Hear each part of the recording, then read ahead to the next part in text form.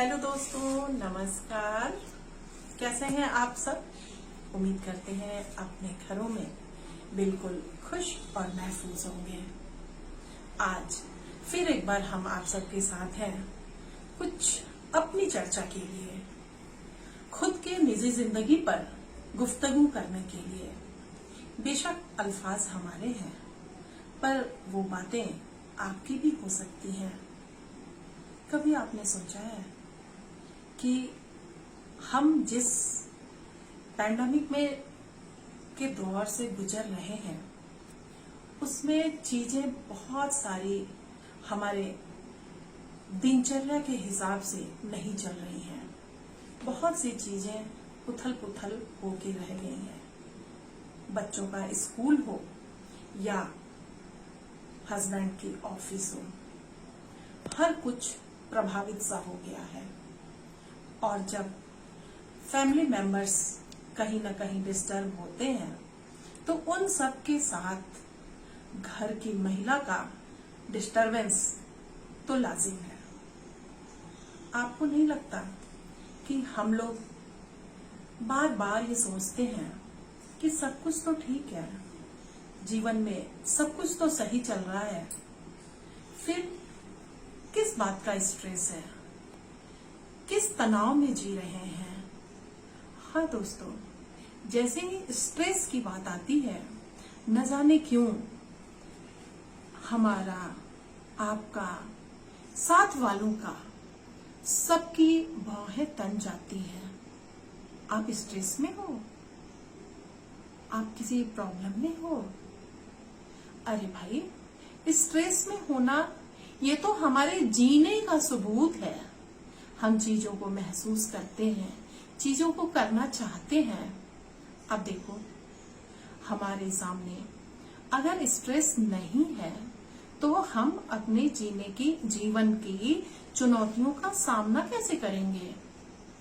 जीवन तो एक संघर्ष है, और संघर्ष से जूझने के लिए हमें खुद को प्रिपेयर करना होता है। और जहां प्रिपरेशन की बात आती है, ये हमारे लिए एक टास्क है, और टास्क को पूरा करना, अगर हम उसको स्ट्रेस में नहीं लेते हैं, तो हम टास्क कंप्लीट कैसे करेंगे? बच्चा है, अगर स्कूल से उसे होमवर्क मिला है, उसके ऊपर इस बात का दबाव नहीं है, वह इस बात का स्ट्रेस नहीं लेता है कि मुझे समय पे होमवर्क करना है, अदरवाइज कल क्लास में मुझे मैम के सामने हैंड्स अप करना होगा। This is not stress. ये कोई गलत बात नहीं है, ये एक अच्छी बात है कि हम अपनी जिम्मेदारियों को समझ रहे हैं, खुद को उसके लिए तैयार कर रहे हैं। पर देखो ना, अगर मेरी ही बात करूं, तो आज मैं अपने घर में, शहर का घर है, अपना छत है, उसके नीचे एक लग्जरियस लाइफ जी रही हूं। 8 घंटे की बजाय इस गर्मी में एसी चलाकर 12-12 घंटे सो रही हूं। फिर भी नींद पूरी क्यों नहीं होती? इन दिनों बच्चे भी घर में हैं, साथ हैं, शौहर का भी मैक्सिमम टाइम घर में ही है। बच्चे किसी गलत आदत के शिकार नहीं है, पति को कोई शौक, नशे व्यसन या किसी तरह की कोई गंदी आदत नहीं है। फिर भी सबके साथ रहने के बाद भी ये तन्हापन क्यों है? 50 की उम्र हो गई है, ना बीपी है, ना शुगर है। अभी हाल ही में तो हीमोग्लोबिन मैंने चेक कराया था, 12 पॉइंट समथिंग है। फिर भी ये शरीर में इतनी कमजोरी, थरथराहट क्यों होती है? डिनर हो या लंच, सब अपने टेस्ट से, खुद की चॉइस से बनवाती हूँ। फिर भी निवाला हलक से नीचे क्यों नहीं उतरता? अकेलेपन रहना अच्छा लगता है, फिर दम क्यों घुटता है? सबके साथ रहने में अच्छा लगता है, सबके साथ रहना चाहती हूँ, फिर भीड़ रास क्यों नहीं आती? आपने सोचा है? यह हमारे साथ ही नहीं, आप सबके साथ भी हो सकता है। और यदि ऐसा है तो कहीं हम अवसाद में तो नहीं है, ये हमारा डिप्रेशन तो नहीं है। दोस्तों, डिप्रेशन का मतलब यह नहीं है कि हमारी जीवन भी समाप्त होने वाली है। नहीं, डिप्रेशन हो या स्ट्रेस हो, अवसाद हो या कोई मानसिक समस्या हो, निदान हर चीज का है। हमें तुरंत खुद का असेसमेंट करना है।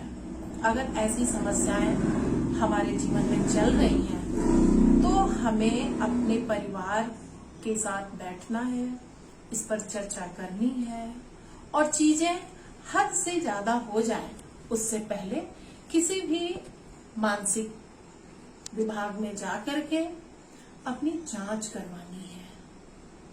दोस्तों, कितनी अच्छी बात है ना कि मानसिक जांच के लिए, मानसिक समस्याओं के जांच के लिए ना किसी सर्जरी की जरूरत है, ना ही आज किसी इलेक्ट्रिक शॉक की जरूरत है।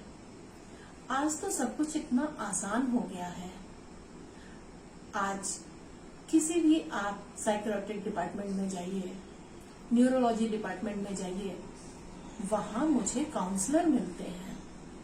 वो हमारी समस्याओं को सुनते हैं, हमारी समस्या की वजह को ढूंढते हैं, और जैसे ही उस समस्या का जड़ उन्हें मिल जाता है, उस पर एक सौहार्दपूर्ण बातचीत करके उसका निदान ढूंढते हैं।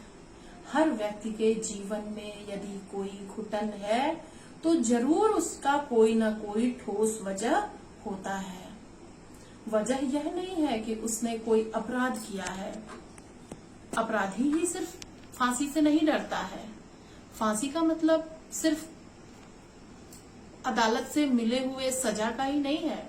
अगर हम अपने निजी जिंदगी में भी एक फांस महसूस कर रहे हैं, घुटन भरी जिंदगी महसूस कर रहे हैं, तो हमें उससे भी निजात लेना है और हमें आगे बढ़कर इस पर चर्चा करनी है। क्योंकि मैं खुश हूं तो मेरा परिवार खुश है, मेरे पड़ोसी खुश हैं तो मेरा मोहल्ला खुश है। दोस्तों, आज राष्ट्रीय स्तर पर संपूर्ण स्वच्छता अभियान चलाए जा रहे हैं, संपूर्ण शिक्षा अभियान चलाए जा रहे हैं, पर ऐसा नहीं लगता कि जब तक इस चीज को हम न अपनाएं, आप न अपनाएं, समाज का हर प्राणी जन जन न अपनाए, तब तक क्या यह सफल हो सकता है? नहीं ना। तो अगर राष्ट्र को स्वस्थ बनाना है तो हम जहां जी रहे हैं उस माहौल को स्वस्थ बनाना है, उस परिवेश को स्वस्थ बनाना है। और किसी भी परिवेश की स्वस्थता और खुशहाली तभी संभव है जब जन जन में खुशहाली है, सब खुश रहें, स्वस्थ रहें, निरोग रहें। तो आज की हमारी चर्चा इसी बात के लिए है, और मेरी यह चर्चा आपके लिए एक अलार्म वॉच है। अलार्म वॉच तो नॉर्मली लोग सुबह उठने पर सुनते हैं, पर आज मैं आपसे निवेदन करती हूँ, रिक्वेस्ट करती हूँ कि बिस्तर पर सोने से पहले मेरी इन बातों को एक बार सोचना, गौर करना। क्या ये लक्षण आप में है? यदि है तो उठो, जागो और लग जाओ खुद को एक स्वस्थ जीवन जीने के लिए। आज इन्हीं बातों के साथ हम फिर से एक बार आपको अगली बातचीत का वादा करके इजाजत लेते हैं। तो दीजिए सुरसरी को इजाजत। नमस्कार।